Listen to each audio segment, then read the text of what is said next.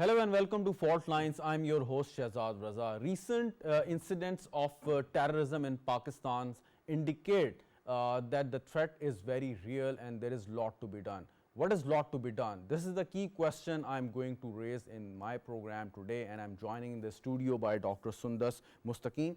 She's a professor in NUST University and specializes in communication and terrorism. Thank you so much, Dr. SUNDAS, for joining us in the studio. And we are also joining by General ZAHID MEHMOOD. He's a defense analyst. Thank you so much, General Saab, for joining us, for your valuable time. And AGHA IQRAR HAROON, senior analyst, is also joining us on the video link. Thank you so much, AGHA Saab, for joining us as well.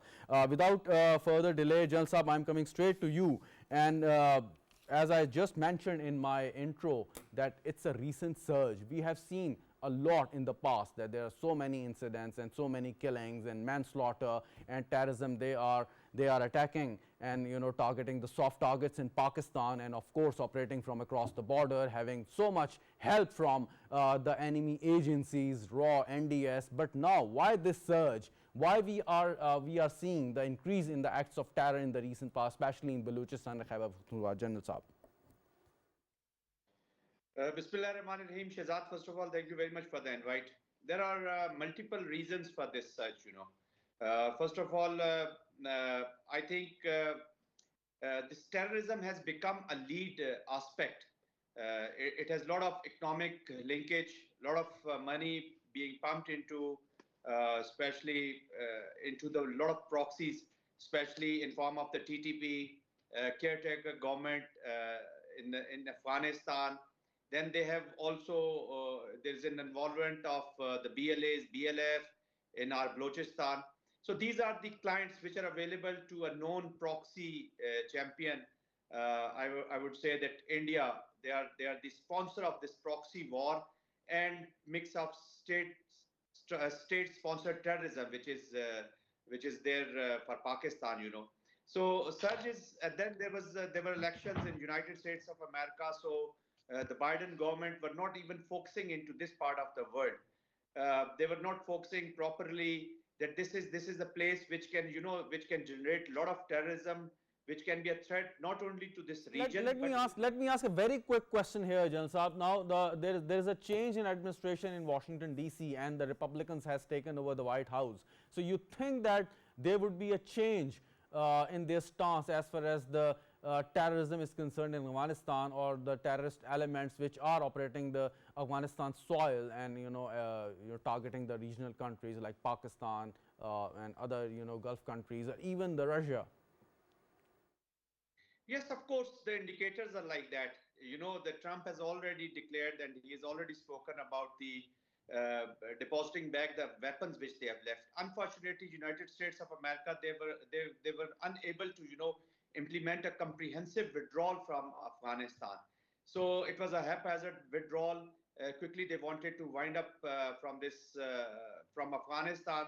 So they left a lot of munition of the war, all right, around more than 350,000 weapons, equipment, vehicles, combat vehicles, night vision devices, all that.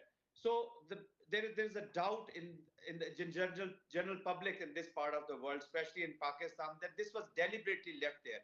So we need to understand all these weapons are either maybe they are most of them are NATO coded or maybe the American coded. So every weapon, every equipment is carrying an international code. So wherever they are used in acts of terrorism, wherever there are killings of the innocent people. Sir, this is no small incident, like killing of 18 security personnel in one incident, and today there is another incident in Khyber Pakhtunkhwa, and Chief of Army Staff General Asim Munir, he categorically said that we would hunt down the enemies wherever they are. So, I mean, do they have such a capability that they can target and kill 18 security personnel? I mean, it's not a small number. Look, Shahzad, I started off my reply to your question with the proxies, So whenever there is a sponsor who is taking care of these proxies, they're also capable of giving them a lot of capacity. They have been in the war for all the soldiers and all these Khawarij, they have been part of this war for a very long time, They were born with the weapons. They live with the weapons. They're living with the weapons. So getting the military training and then the lot of economy coming into it, lot of sponsorship coming into it, and these have become kind of franchises, you know. So they're showcasing themselves. Look, we have the capability, capacity, and will. You just give us the capacity. We have the will, and we have the capability to take on countries like Pakistan, to challenge the economic prosperity, to challenge the. I'll take it, Jan Saab. I'll get back to you on this. Agha IQRAR Saab, Jan Saab just mentioned about the proxies, and proxies are like branches and leaves of any tree. And if it is a hydra of carnage and this terrorism, so unless you eradicate the roots, you will not, you know, have a permanent solution to this. So killing or eliminating or, you know, neutralizing the proxy, do you think that it is a good strategy, or you have to go for the roots to eradicate the roots and you will have a permanent solution to this? What do you think, Raga Saab? Thank you so much, Shahzad. First of all, I would like to add two very important points which General Saab has mentioned. You know, what is the size of, you can say, this soft border, Pakistan, Afghanistan soft border business, the size of that business? This is 3,600 billion per year. So that is why they don't want a proper bordering of Pakistan and Afghanistan, because this area is lucrative area for the smuggling of 3,600 billion per year. So definitely this terrorism has a linkages with the cartels, with the businesses also. And business, you mean the smuggling, because the terrorism has nothing to do with the legitimate business. It's either the smuggling or anything else, which is not. No, the terrorism is linked nowadays with business also, because they don't want a proper border, I mean, they keep engaging our forces, our paramilitary forces in anti-terrorism action. That's why I'm saying legitimate business. I mean, they want soft border, or, you know, the border which is not really manned as it's supposed to be. Why? Because they want their economic interests to be furthered. Yes, I mentioned the soft border. They want this border soft border. That is why, I mean, they are also injecting money for terrorism. There are many factors. Proxies is there since long. One thing which is mentioned by the General Saab about the living weapons in Pakistan, I remember it was around 1988 when Soviet Union left Pakistan. We were very happy and we were beating drums. Look, we ran them, they had to ran them out. They left everything behind. They just ran away. And we were, I mean, you can say printing thousand and thousand articles and even books. Okay, we have thrown them out and they left everything. No, Andropov, while addressing the Politburo, he said, we left everything there as a weapons, not as a weapons, but as toys. And they will keep playing with it, particularly against Pakistan, the country which bores us down over there. The same happened again. The same Andropov we saw in the face of Biden. They did the same strategy. We are back to 1989, right? We are back to 1989, post 1989, the Soviet withdrawal, the same issue we are facing. You know, the threats from Afghanistan with so much firepower they have at their disposal over there. Yes, yes. And you told me what is to be done. What is the root cause? Root cause. I'll get back to you on this. What is to be done on the next part of the segment? Let me add here Dr. Sundas Mustaqim. Dr. Saiba, the question is, fine, we are facing this recent wave of terror in Pakistan, and of course our security forces are very vigilant and the resolve as shown by the Chief of Army Staff as well. But the question is how it is impacting our society. like as individual, the common citizen, when we hear the news that like 18 soldiers, they embraced martyrdom in defense of their country, homeland, and the people of Pakistan like us. I mean, the psychological impact, how do you think that how we are going to cope with this actually? Of course, as psychologically and emotionally speaking, it is disturbing our people day to day in our day-to-day lives. People from different walks of life are directly affecting with this current wave of violence and terrorism. And unfortunately, since 2001, we are at the worst position among all the South Asian region, in this whole region, and among all the countries. Pakistan is unfortunately on top, that is directly affected with this wave of violence. And if we have to look at the reasons, there are many reasons, but as you asked about the psychological and emotional impacts. So of course, being in the third world country, we face inflation, we face poverty, we face this terrorism, and by listening to such stories every day. So it is of course directly affecting emotionally and psychologically, but we need to look at the reasons of these insurgencies and violence. And unfortunately, our neighboring countries, let me say, the India is on top, and in the Afghanistan, but we cannot directly blame it's BLA or it's TTP, because we all know that India is backing the BLA or TTP. So I think it's on our part as well, because we have this huge miscalculation when right after the withdrawal of US and Afghanistan, because we actually miscalculated. We thought if there is a good Taliban, because there is a good Taliban and bad Taliban over there. So we mistakenly thought if the good Taliban will make the government in Taliban, so that will actually help us in strengthening the good ties between Pakistan and Afghanistan. But unfortunately, it didn't happen, because the Taliban is now under the safe havens or under the protective umbrella of this good Taliban government in Afghanistan. So actually the bad Taliban of our dictionary actually. So that distinction still exists, that is there a good or bad Taliban or no? In National Action Plan, there was a point when we thought that that as we are too good in policies, but unfortunately quite not as good in when it comes to implementation of those policies. So we thought to just get rid of these Talibanization, either it's good or bad. But later on, we are still stuck, and we got confused between good and bad Taliban. And these are the bad Taliban, those who are backed by these good Taliban. And India is actually backing the RAW is actually backing this whole Talibanization, and they are supporting BLA. BLA is very powerful today. No, but what do we expect otherwise from the agencies like RAW or the countries like India? I mean, they would do the same. They don't want, of course, they did the same in the past, and they would do exactly the same in future. I mean, this is our responsibility, how we can cope or deal with such a threat, knowing that the enemy is right, around the corner. They're continuously doing, because they can't see Pakistan in a stable position. They can't see our good relations with China. They can't see our good relations with USA.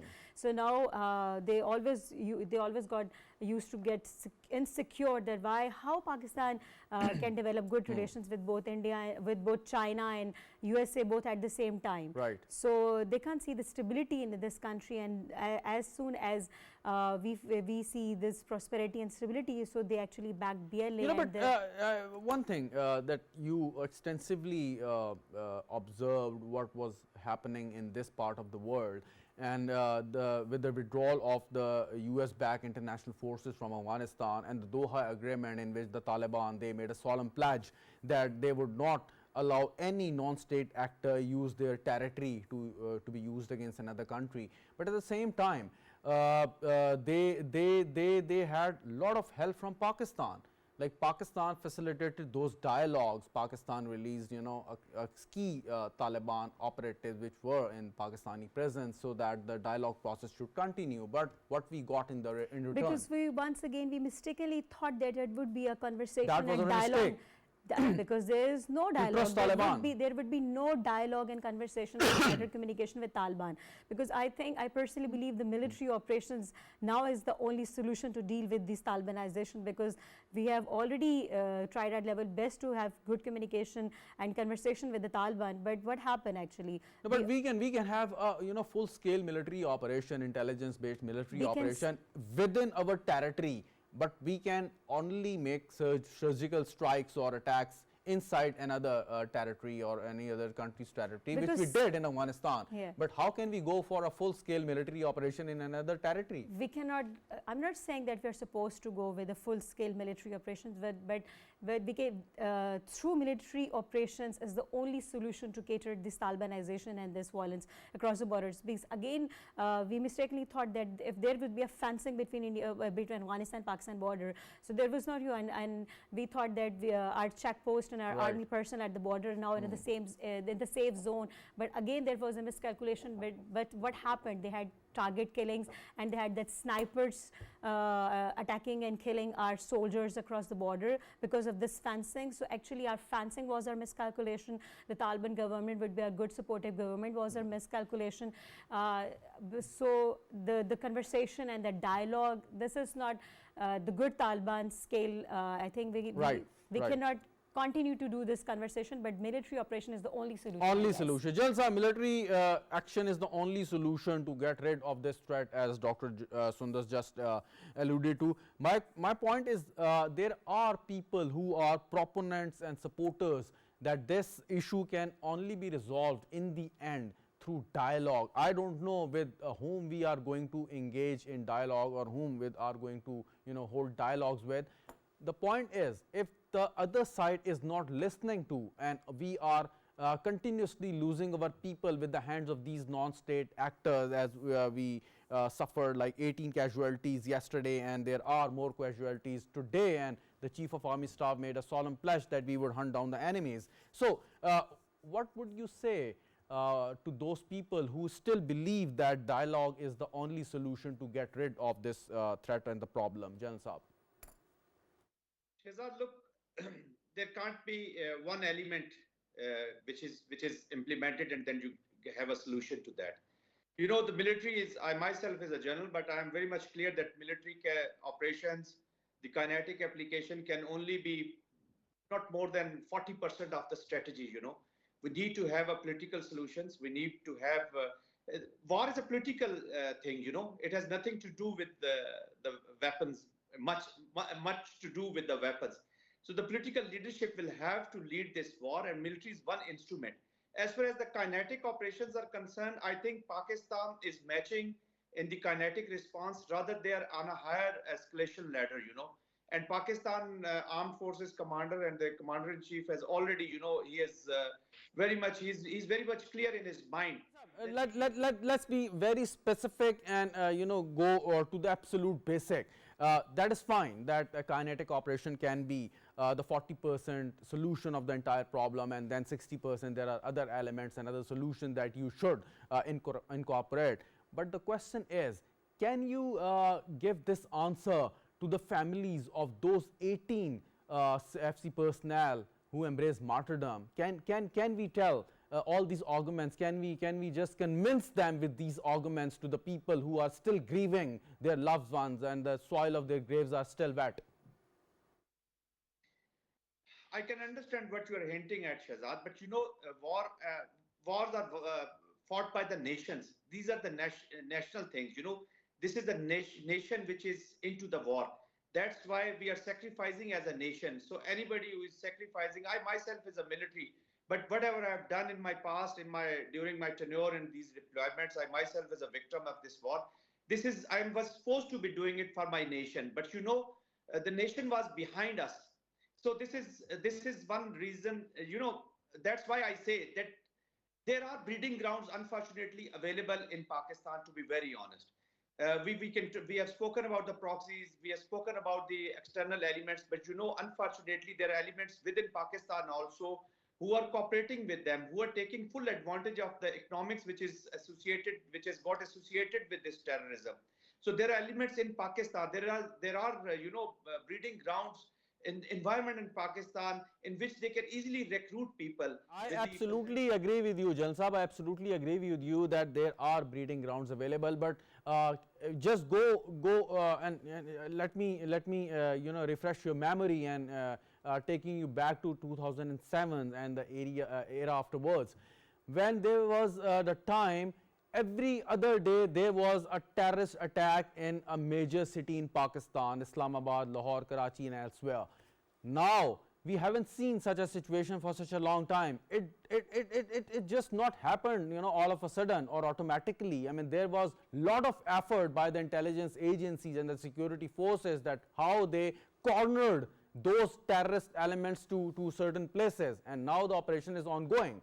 But at least they have put a certain strategy that bore the fruits. I can understand. You know, kinetic has to be applied. There are other elements who have got mixed up with these terrorists. You know, already AGHA IQRAR Sahab has hinted towards that people who are attached with the illegal spectrum of the business. You know, so the illegal spectrum, those terrorists, those wanted people, those other mafias, they have got involved into this terrorism because there's a lot of money. Now, unfortunately, the Taliban are all those who are fighting, they don't have other source of generating income other than the war. So they want to have a kind of a friction in this region because they have got into bad habit of dealing things with dollars, you know. So and if they were selling that AK-47 for $130, now they have M4 or M16, which they are selling at $2,400 to $3,000. So a lot of money is attached. So why would they work? There are no, that's why I'm saying the socio-economic prong is also very, very important. If you want to have a long time strategy, kinetic application with precision, already it is being done. Already a lot of operations are being done and huge sacrifice is being made.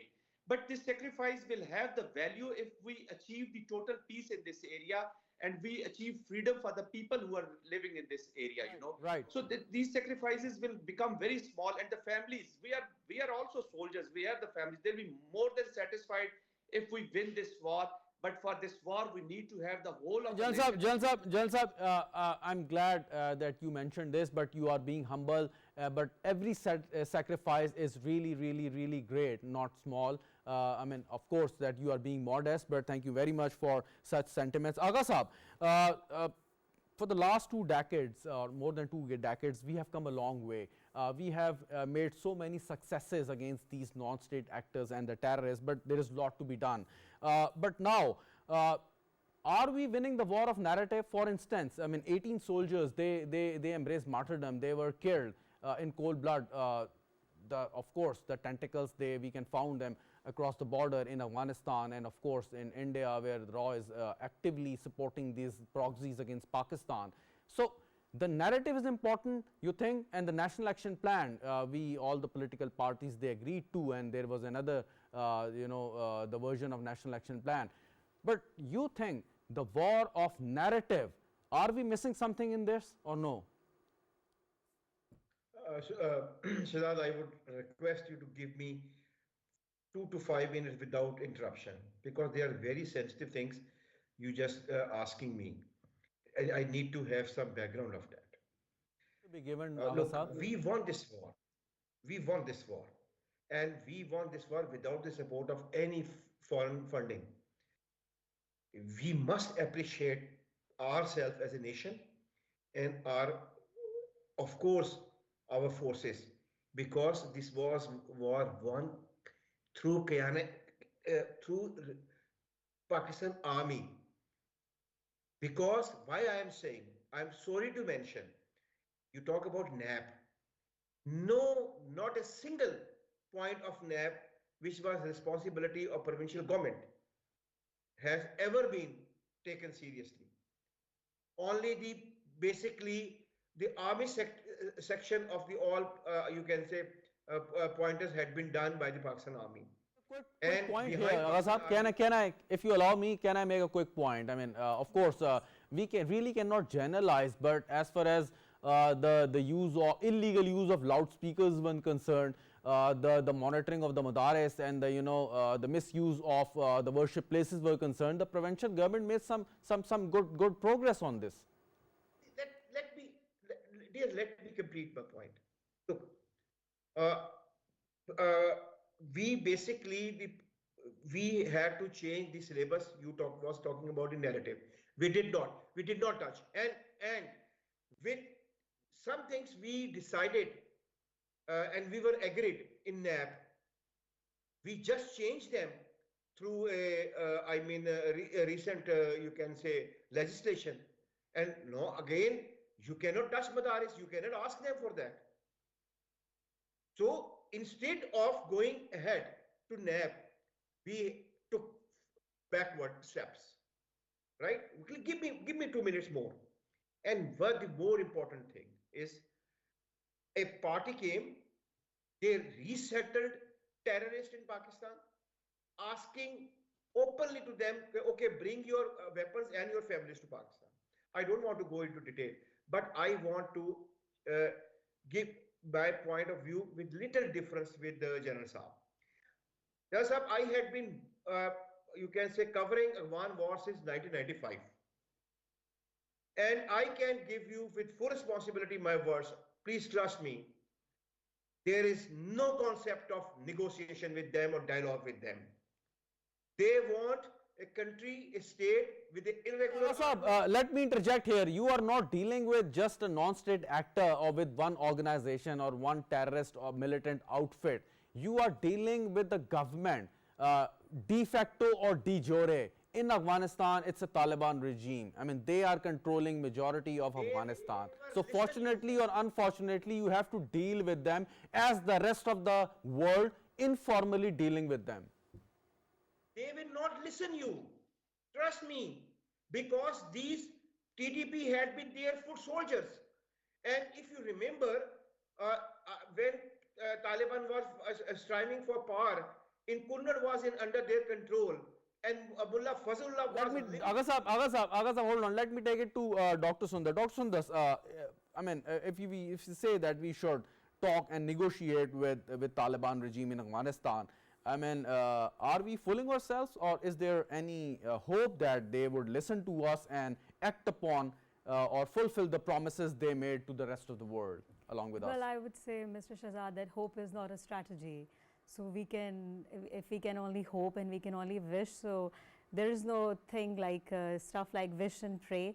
So we have to, as Mr. Agha, I totally agree with Mr. Agha that we already won this war, as we have lost 90,000 men in this war against terrorism, and not just men, so we have lost no our women and kids as well. So there is no room for negotiation. There is no point of negotiation, because you already failed in having this good conversations because of all in the name of courtesy or having this friendly ties. So I think as we already... That's interesting. I mean, two civilians in my show, and they are opposing negotiation, and there's one military man who is actively and wholeheartedly saying that negotiation is the only way forward. Because we have witnessed and we have been the victim of this in the name of negotiation and conversation and having this good communication skills. So I guess we have been so courteous, I would say, that we still, if we still hope, vision phrase, as I just said, that hope is not a strategy. So we need to make this perfect strategy how to cater this terrorism and violence coming directly from our neighboring countries, from across the borders. So we are not facing this from India's side, but we are also facing, unfortunately, from our neighboring country, brother country, and a Muslim country, Afghanistan side. And since the withdrawal of USA, because there was no proper strategy at that time at the when USA was at the withdrawal, because they didn't take us as the stakeholder. Pakistan was supposed to be the perfect stakeholder. They were supposed to have peace dialogues with us, but they didn't even bother to take Pakistan as a stakeholders when there was a time of the US so withdrawal. what are we supposed to do if we cannot hold dialogue with Taliban regime or such elements? What are we supposed to do? Like, as Mr. Zahid said, invade Afghanistan, what we can do? As Mr. Zahid very correctly pointed out, that there is a certain elements within our state. So first we need to cater, first we need to counter those elements, those who are like, I would say, are having we have in our roots, as I said, BLA and TTP, for example. TTP is actually coming from the Afghanistan side, but what about BLA, which is coming from the Balochistan side? And we have faced in last year in 2024, we faced 95% of those terrorist and violent attacks only from these KPK and Balochistan, only from these two provinces. 95% of the terrorist attack and violent activities only from these two provinces. Why? Because India is RAW is supporting BLA, and bad Taliban are actually supporting the TTP. 330 and 225 people, they individually killed 330 and 225 people just in 1 year in 2024. And unfortunately, this is the same scenario. We don't want APS to happen again. We don't want 2015 to come again. So this is the same strategy that they followed actually in 2015. So you don't want all these things to happen again in 2025, God forbidden. So in order to cater national level and from across the border, we need to, first of all, we need to counter those elements, those who are actually disturbing the inside fabric of the society. Okay, okay, General Saab, you must remember there was an incident in Canada where Sikh nationalist was murdered by raw operatives or I mean their assassins, and there was a thorough and complete investigation by the Canadian authorities, and the political the government, the Canadian government, and you know their politicians, they lambasted and castigated India, its leadership, that how they did that, but their criticism was based on the investigation made by the Canadian agencies. Fine. So 18 soldiers killed yesterday. Don't you think that we need to have a thorough investigation? We should have all the evidence available to us and the rest of the world, and then on the basis of those solid evidence, we should build our narrative and just grill the elements which are behind, even if they are out of our access. Jalal Saab. Shahzad, before I comment on this, just a small little comment on our previous discussion. I'm not saying that negotiation is the only solution. Please don't carry this wrong lesson. A military has to create an environment for a very good table. But negotiation is at the end of the war, you have to establish negotiation. My negotiation point was for the interim setup which is a de facto. They're not the de jure, but the de facto government in Afghanistan. So military has to create an environment, and military created this environment many a times.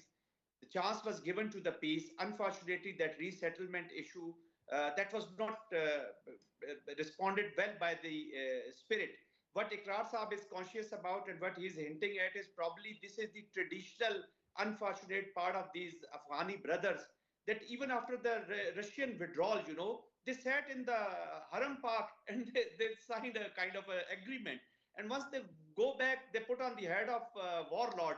So they are warlords, they are politicians, I don't understand, there are challenges about these people. I can understand what he's in, but this is fact. We have absolutely no issue what they are going to do in their own country and what type of government they have, but we are concerned what is happening in our country, and because of the lawlessness and the tacit understanding they have with those non-state actors. That's the only point what we are raising here. Yeah, that's quickly I would like to say that Pakistan military, through their kinetic application, while going to the same escalation ladder, rather above that, we have already gone above that escalation ladder. They have crossed into Afghanistan and taken out, because Pakistan military has given them lot of chances to the peace and people of government of Afghanistan. So they were not understanding. This is a nuclear country. This is a serious country. We have a will to fight, and we will inshallah show that will and implement our will. And military has to create an environment where negotiations can take place. Even once the Taliban, there was Hamid Karzai government, in the backdoor channels, backdoor channels, Americans were also negotiating with this. Not through there are ways and means. You need to maintain contact even with the worst of worst enemy of yours to understand them.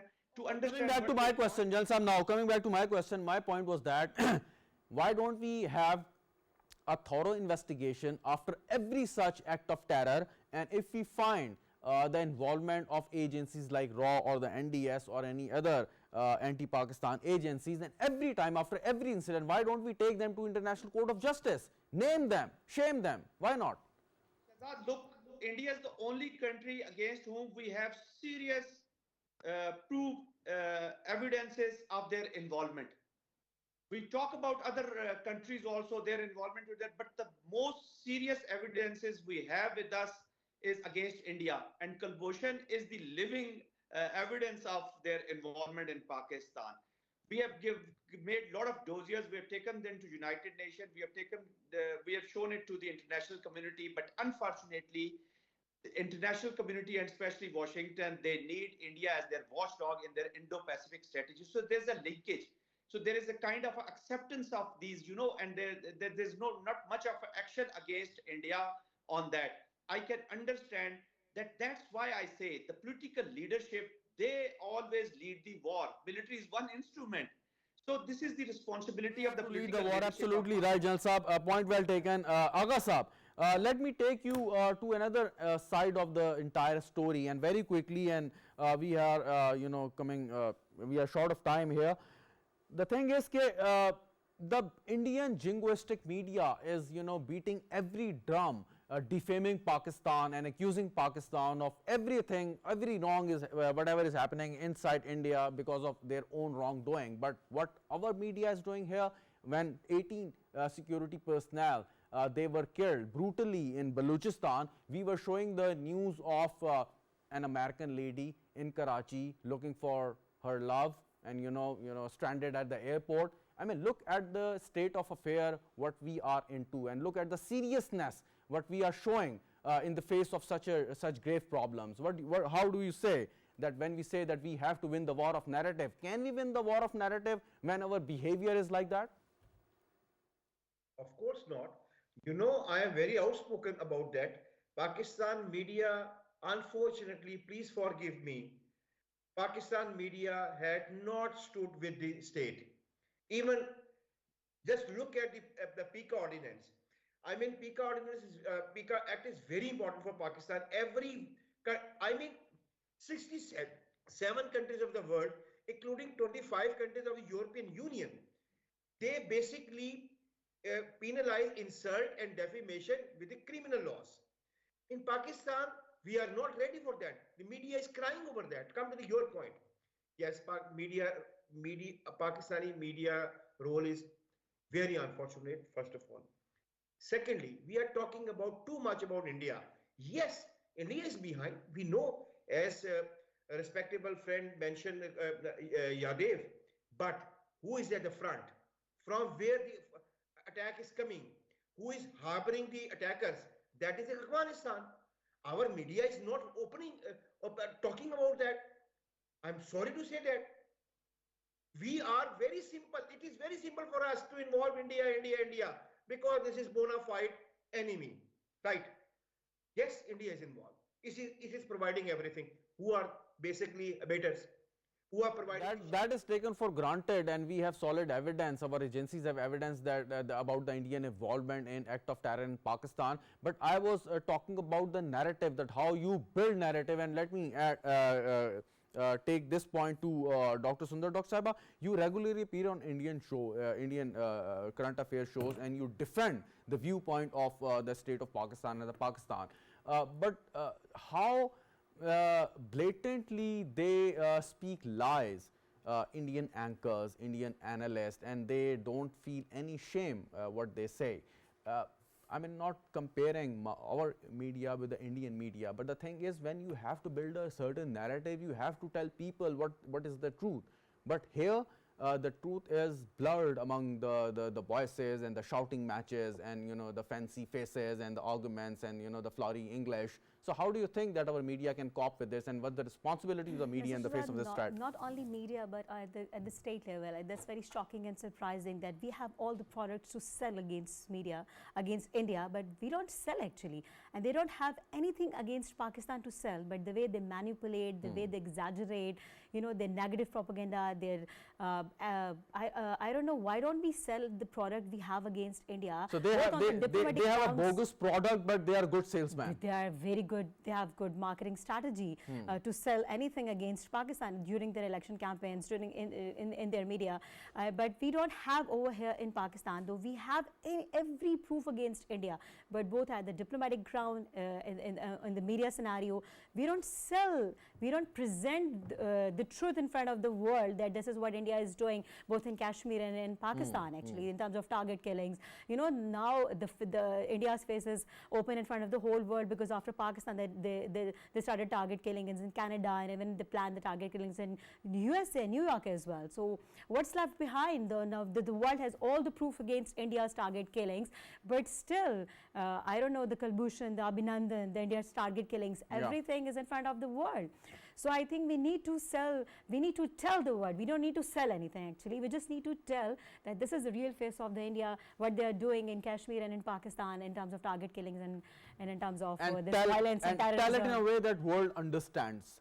They just understand, but they don't do what they're supposed to do. Okay, right. Thank you very much, Dr. Sundas Mustaqim, for joining us in the studio. Thank you very much, General ZAHID MEHMOOD. Thank you very much, AGHA IQRAR HAROON, for taking your time out for my show. Thank you so much, and thank you very much, viewers, for watching the program. So the challenges are serious, but as the Chief of Army Staff, our Prime Minister, our Interior Minister, our Foreign Minister, and other key leaders, they just mentioned that we are vigilant and we would never accept the defeat against these terrorist elements and these non-state actors, and we would hunt them down until unless they are neutralized, and we would give a very secure and safe environment to the people of Pakistan. Thank you very much for watching the show. Khuda Hafiz and good night.